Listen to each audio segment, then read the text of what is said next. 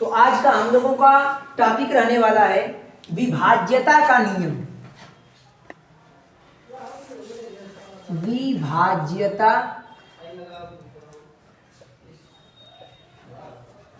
का नियम, divisibility rule को हम लोग आज पढ़ने वाले हैं। हम लोग पढ़ रहे हैं विभाज्यता का नियम। जैसे अगर मान लीजिए कहीं लिखा है 64 68, ये संख्या किससे कटेगी? कहीं लिखा है 63 92, ये संख्या किससे कटेगी?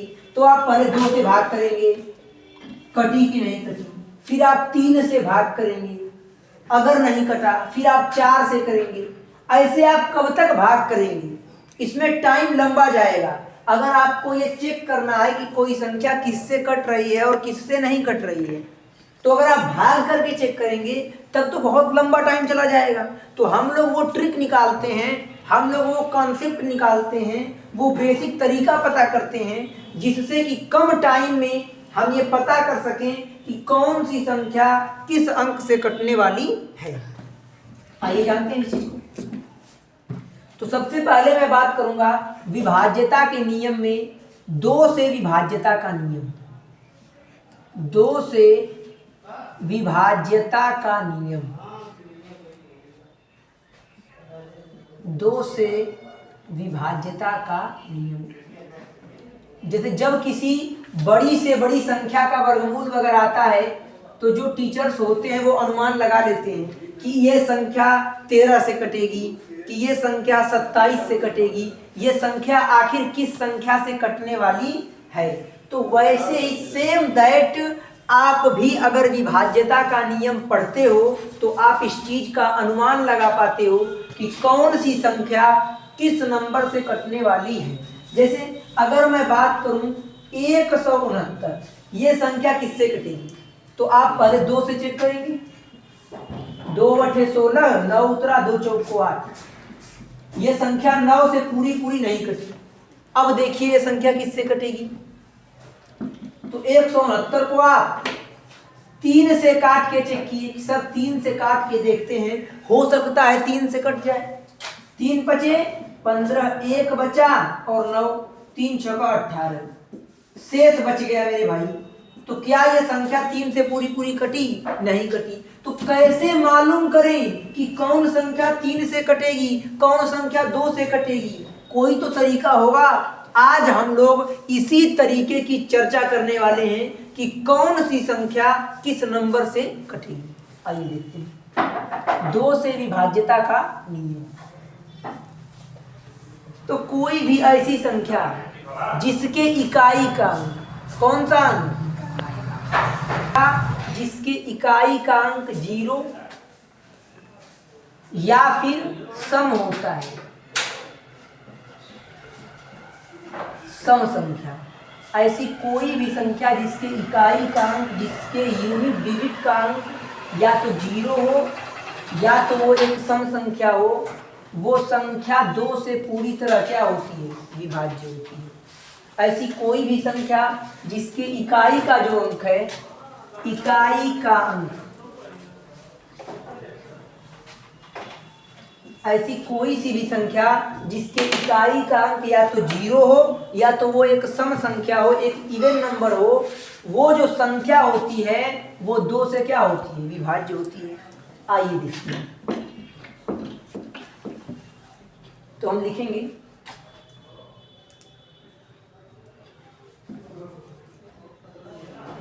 ऐसी संख्या, ऐसी संख्या जिसके इकाई में, जिसके इकाई अंक में, या ऐसी संख्या जिसके इकाई का अंक, ऐसी संख्या जिसके इकाई का अंक 0 या सम हो। सम मतलब इवन नंबर की बात कर रहा है। ऐसी संख्या जिसके इकाई का अंक 0 या सम हो तो वह संख्या या लिख सकते हैं या सम हो वह संख्या, ऐसी संख्या जिसके इकाई का अंक 0 या सम हो वह संख्या 2 से विभाज्य होगी। वह संख्या 2 से विभाज्य होगी। एग्जाम्पल मैंने लिखा 5460। इस संख्या के इकाई के अंक में 0 है, मतलब ये संख्या 2 से विभाज्य हो जाएगी। मैं लिखा 4484। इस संख्या को बाकी संख्या से मतलब नहीं है, जो ये संख्या है इसके इकाई के अंक में 4 एक सम संख्या है, मतलब ये संख्या 2 से विभाज्य होगी। अगर मैंने लिख दिया 545321, क्या इसके इकाई के अंक में सम संख्या है? नहीं, एक सम संख्या नहीं है, मतलब कि ये कन्फर्म है कि ये जो संख्या है ये 2 से विभाज्य नहीं होगी। ये संख्या 2 से विभाज्य नहीं होगी। तो आप सिंपल कह सकते हैं ऐसी संख्या जिसके इकाई का अंक 2 से विभाज्य हो तो वो संख्या 2 से विभाज्य होती है, या तो ऐसी संख्या जिसके इकाई का अंक 0 या सम हो, ऐसी संख्या 2 से विभाज्य होगी।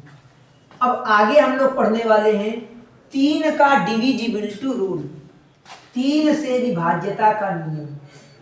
3 से विभाज्यता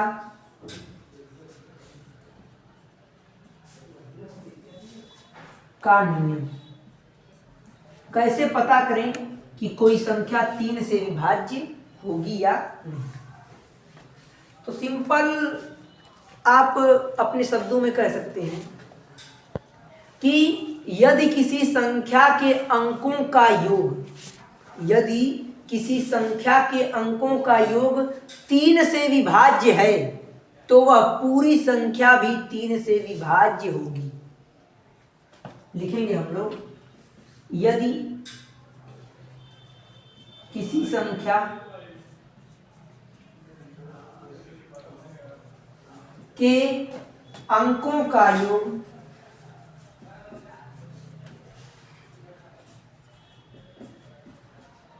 यदि किसी संख्या के अंकों का योग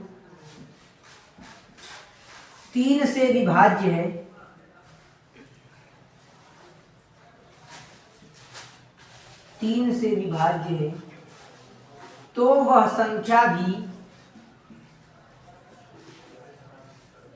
तो वह संख्या भी 3 से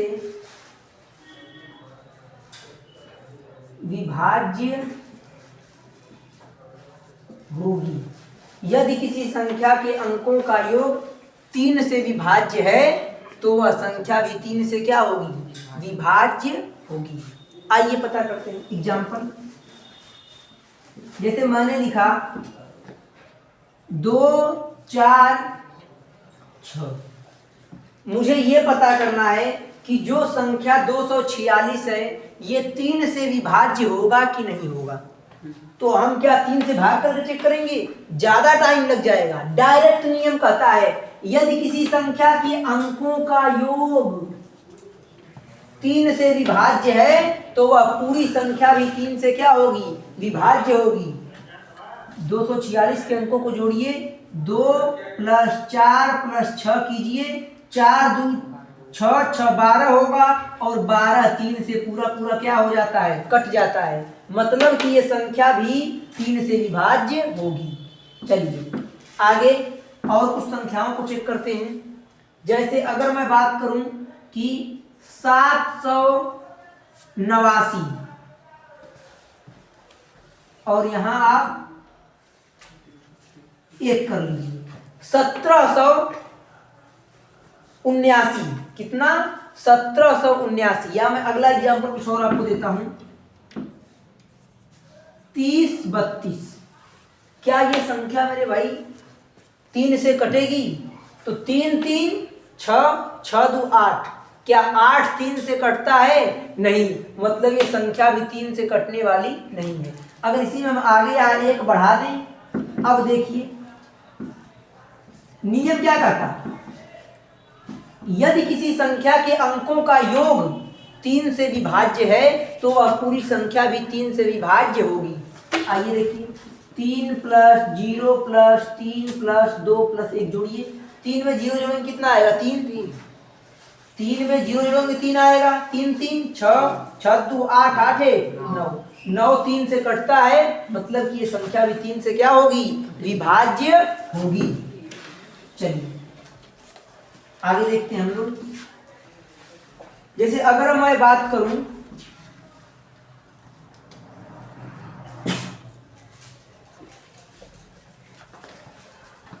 66 84, ये संख्या 3 से कटेगी कि नहीं कटेगी, 66 84 ये संख्या 3 से कटेगी कि नहीं कटेगी, सिंपल अंकों का योग, अगर संख्या के अंकों का योग 3 से कट रहा है तो मतलब पूरी संख्या क्या होगी, 3 से कटेगी। 6 6 12 12 8 20, आप इसको ऐड करेंगे, 6 प्लस 6 प्लस 8 प्लस 4 6 6 12 12 8 20 4 24 24 3 से कटता है, मतलब कि ये संख्या भी 3 से कटेगी। आप इतनी बातों को नोट कर लीजिए।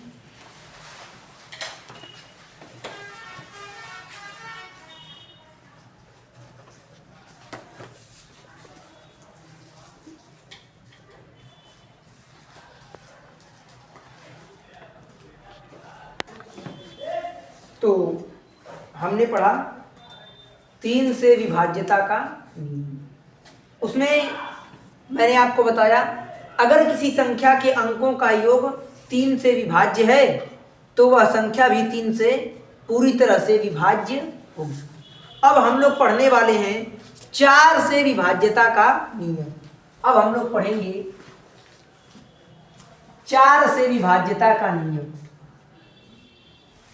तो 4 से विभाज्यता का नियम ये कहता है कि अगर किसी संख्या का अंतिम 2 अंक 4 से विभाज्य है तो वह पूरी संख्या भी 4 से विभाजित होगी।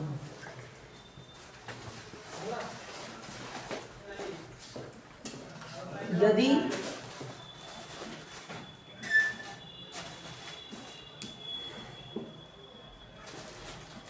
किसी संख्या का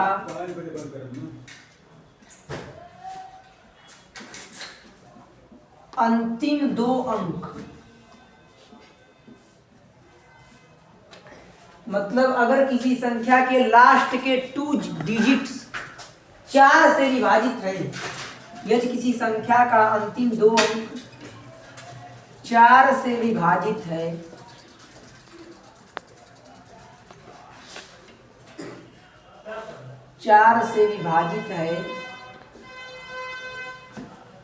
तो वह संख्या भी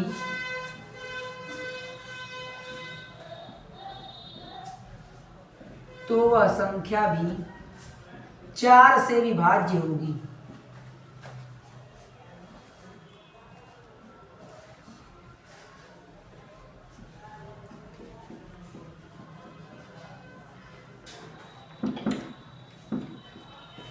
यदि किसी संख्या का अंतिम 2 अंक लास्ट के 2 डिजिट अगर 4 से विभाजित हैं तो पूरी संख्या भी 4 से क्या होगी, विभाजित होगी।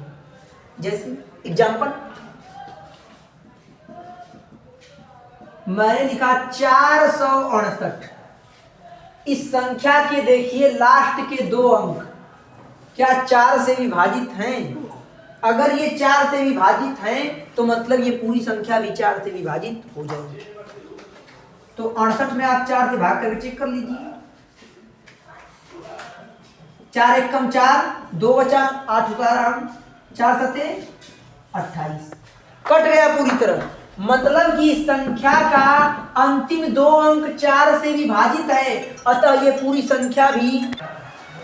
तो अगर किसी संख्या का अंतिम 2 अंक लास्ट के 2 डिजिट्स अगर 4 से विभाजित हो रहे हैं तो मतलब पूरी संख्या भी 4 से विभाजित होगी। कुछ और संख्या हम लोग लिखते हैं 2 8 17 12 16, कुछ इतनी बड़ी संख्या आ गई, हमें चेक करना है कि क्या ये इतनी बड़ी संख्या 4 से विभाजित होगी, हाँ या ना। तो हमें सिर्फ इतना चेक करना है कि संख्या कितनी भी बड़ी हो, डरना बिल्कुल नहीं है, डरना 1% नहीं है। कितनी भी बड़ी संख्या हो, अगर उस संख्या का अंतिम 2 अंक 4 से विभाजित हो रहा है, मतलब कि वो पूरी संख्या 4 से क्या होगी, विभाजित होगी। 16 4 से कटता है, मतलब ये पूरी संख्या भी 4 से कटने वाली है। कुछ और एग्जाम्पल लिखते हैं हम लोग, जैसे अगला एग्जाम्पल 8 7 6 4, अंतिम 2 अंक 64। क्या ये 64 जो है, क्या ये 4 से विभाजित होगा? तो हाँ, 64 4 से विभाजित होता है। 4 एक कम 4 और 4 छक्का 24, मतलब कि ये पूरी संख्या भी 4 से क्या होगी, विभाजित। ऐसे ही आप हजारों एग्जाम्पल लिख सकते हो।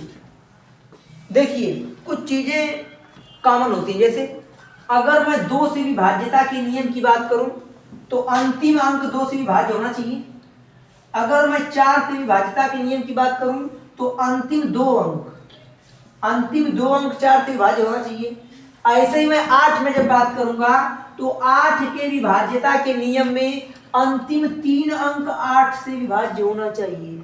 अगर मैं 16 से विभाज्यता के नियम की बात करूंगा तो अंतिम 4 अंक 16 से विभाज्य होना चाहिए। ऐसे ये बढ़ता जाता है, इसके बारे में हम लोग स्टडी करेंगे। फिलहाल हमको इतना जानना है कि अगर किसी संख्या के अंतिम 2 अंक 4 से विभाज्य हो रहे हैं तो मतलब वो संख्या भी 4 से क्या होगी, विभाज्य होगी।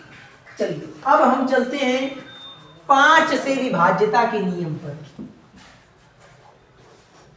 5 से विभाज्यता का नियम।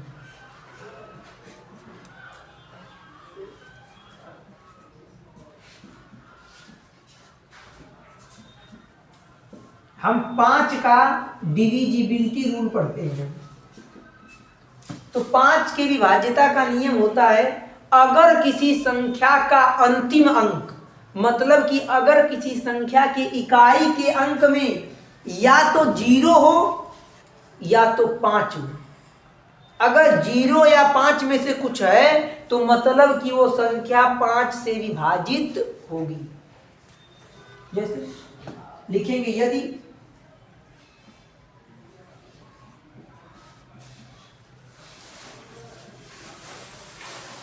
किसी संख्या का अंतिम अंक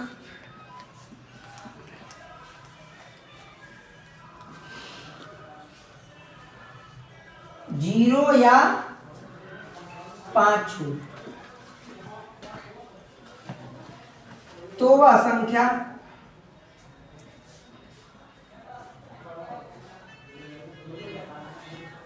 तो वह संख्या 5 से विभाज्य होगी। यदि किसी संख्या का अंतिम अंक, लास्ट डिजिट, अगर किसी संख्या के अंतिम अंक में 0 या 5 हो तो वह संख्या 5 से क्या होगी, विभाज्य। या तो 0 होना चाहिए या तो 5 होना चाहिए। अगर इन दोनों में से कुछ भी है तो आप डायरेक्टली कह सकते हैं कि ये पूरी की पूरी संख्या 5 से विभाज्य होने वाली है। एग्जाम्पल चेक करते हैं। मैंने लिखा 5 6 8 0। आपको पूरी संख्या नहीं चेक करनी है, आपको इसका अंतिम अंक चेक करना है। क्या अंतिम अंक में 0 है, मतलब ये 5 से विभाज्य है। मैंने लिखा 6 7 9 5। अंतिम अंक में 0 या 5 है कि नहीं है, 5 है, मतलब कि ये 5 से विभाज्य हो जाएगी। मैंने लिख दिया 4 7 3 2 0। लास्ट में 0 आया, मतलब ये 5 से विभाज्य होगी। ऐसी संख्या जिसका अंतिम अंक या तो 0 हो या तो 5 हो, वो संख्या 5 से पूरी तरह विभाजित हो जाती है।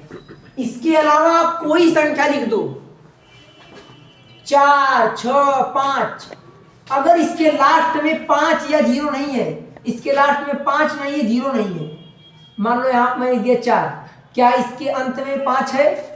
क्या इसके अंत में 0 है? तो 110% ये सही बात है कि ये जो संख्या होगी ये पूरी की पूरी संख्या 5 से विभाजित नहीं होगी, क्योंकि इसके अंतिम अंक में, इसके इकाई के अंक में न तो 0 है और न तो 5 है। तो बस सिंपल आपको इतना याद रखना है कि अगर किसी संख्या का अंतिम अंक 0 या फिर 5 हो तो वो पूरी की पूरी संख्या 5 से विभाज्य होगी। आप इतनी बातों को नोट कर लीजिए।